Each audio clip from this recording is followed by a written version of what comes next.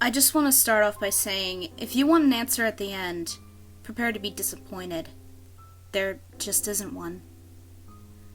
I was an intern at Nickelodeon Studios for a year in 2005 for my degree in animation.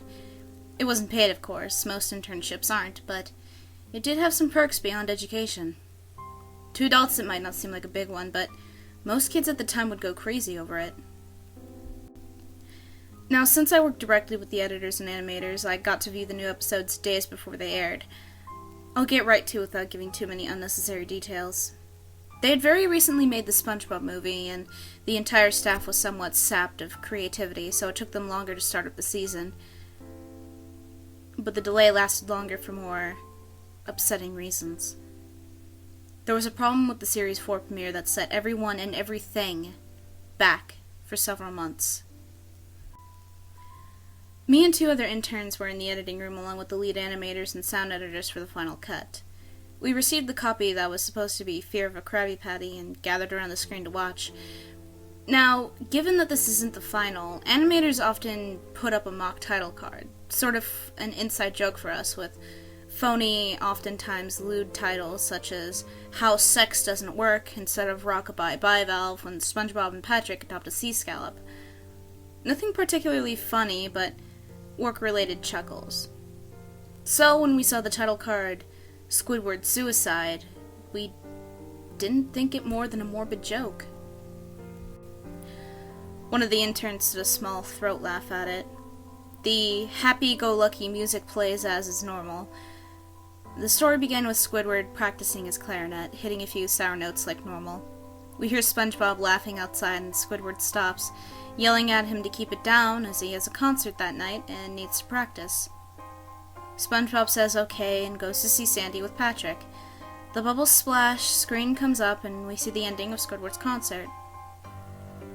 This is when things began to seem off. While playing, a few frames repeat themselves, but the sound doesn't. At this point, the sound is synced up with the animation, so yes, that's not common. But when he stops playing, the sound finishes as if the skip never happened. There is a slight murmuring in the crowd before they begin to boo him.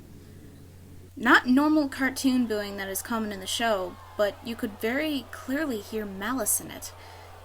Squidward's in full frame and he looks visibly afraid. The shot goes to the crowd, with SpongeBob in the center frame, and he too is booing, very much unlike him. That isn't the oddest thing, though. What is odd is everyone had hyper-realistic eyes. Very detailed, clearly not shots of real people's eyes, but something a bit more real than CGI. The people's were red. Some of us looked at each other, obviously confused, but since we weren't the writers, we didn't question its appeal to children. Yet. The shot goes to Squidward sitting on the edge of his bed, looking very forlorn. The view out of his porthole window is of a night sky, so it isn't very long after the concert. The unsettling part at this point is there's no sound. Literally, no sound. Not even the feedback from the speakers in the room. It's as if the speakers were turned off, though their status showed them working perfectly. He just sat there, blinking in this silence for about 30 seconds. Then he started to sob softly. He put his tentacles over his eyes and cried quietly for a full minute more. All the while, a sound in the background very slowly growing from nothing to barely audible. It sounded like a slight breeze through a forest. The screen slowly begins to zoom in on his face. By slow, I mean it's only noticeable if you look at shots 10 seconds apart side by side. His sobbing gets louder, more full of hurt and anger. The screen then twitches a bit, as if it twists in on itself. For a split second, then back to normal. The wind through the tree sound gets slowly louder and more severe, as if a storm is brewing somewhere. The eerie part is this sound, and Squidward sobbing, sounded real. as if the sound wasn't coming from the speakers, but if the speakers were holes, the sound was coming through from the other side. As good a sound as the studio likes to have, they don't purchase the equipment to be that good to produce sound of that quality. Below the sound of the wind and sobbing, very faint, something sounded like laughing. It came at odd intervals and never lasted more than a second, so you had a hard time pinning it. We watched this show twice, so pardon me if things sound too specific, but I've had time to think about them. After 30 seconds of this, the screen blurred and twitched violently, and something flashed over the screen, as if a single frame was replaced. The lead animation editor paused and rewound frame by frame. What we saw was horrible. It was a still photo of a dead child. He couldn't have been more than 6. The face was mangled and bloodied, one eye dangling over his upturned face, popped.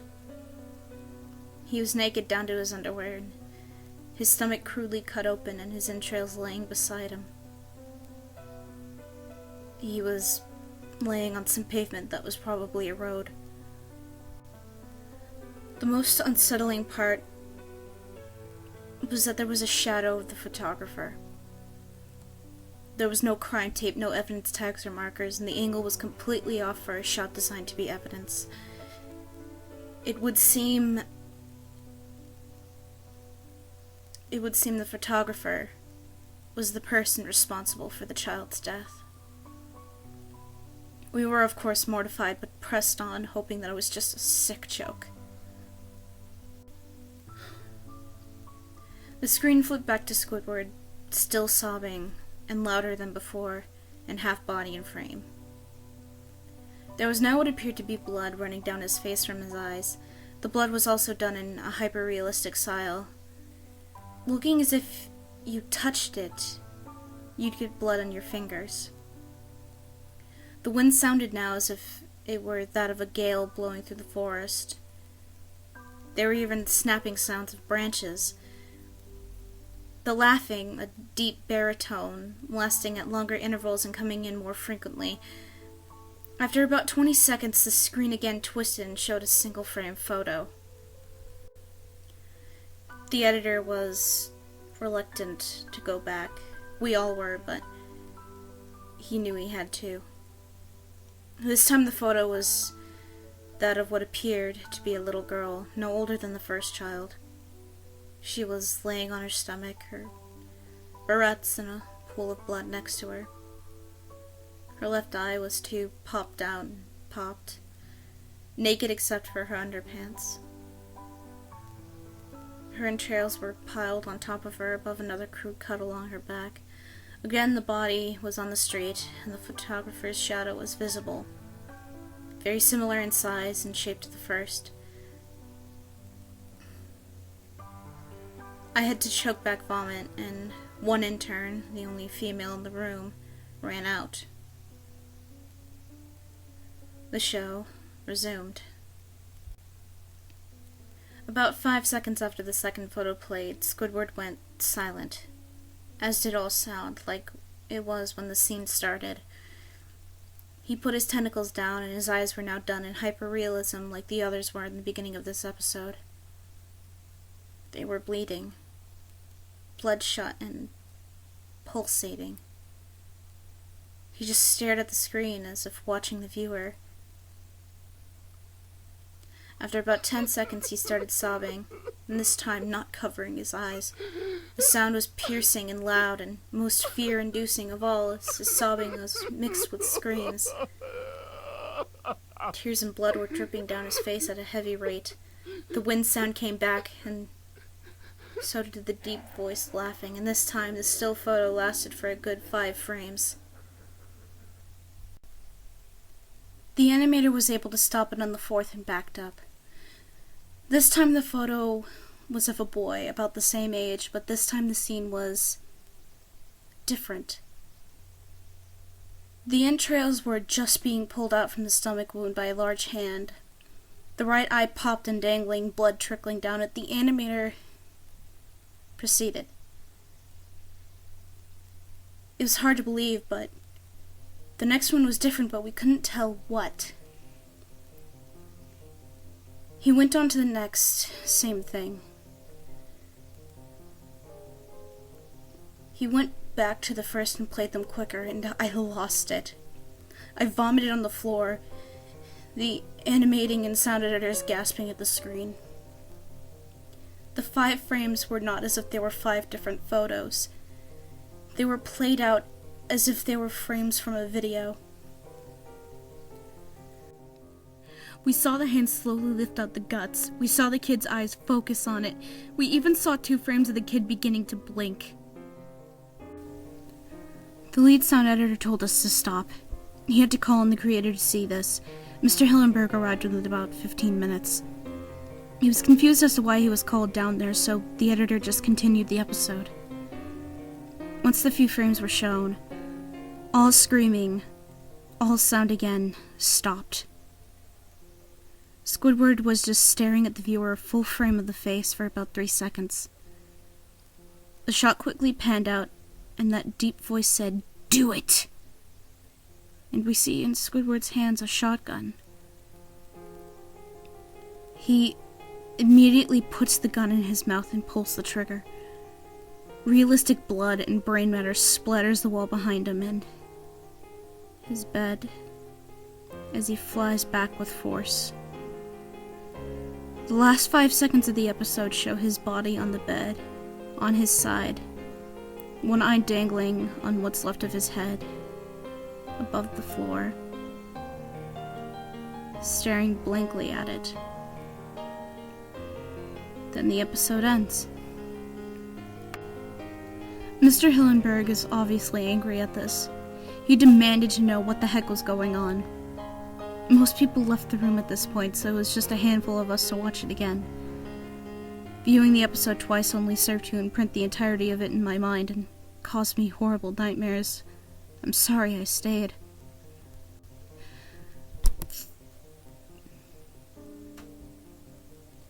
The only theory we could think of was the file was edited by someone in the chain from the drawing studio to here. The CTO was called in to analyze when it happened. The analysis of the file did show it was edited over by new material. However, the timestamp of it was a mere 24 seconds before we began viewing it. All equipment involved was examined for foreign software and hardware as well as glitches, as if the timestamp may have been glitched and showed the wrong time, but everything checked out fine. We don't know what happened, and to this day, nobody does. There was an investigation due to the nature of the photos, but nothing came of it. No child scene was identified and no clues were gathered from the data involved, nor physical clues in the photos. I never believed in unexplained phenomena before, but now that I have something happen, and can't prove anything about it beyond anecdotal evidence, I think twice about things.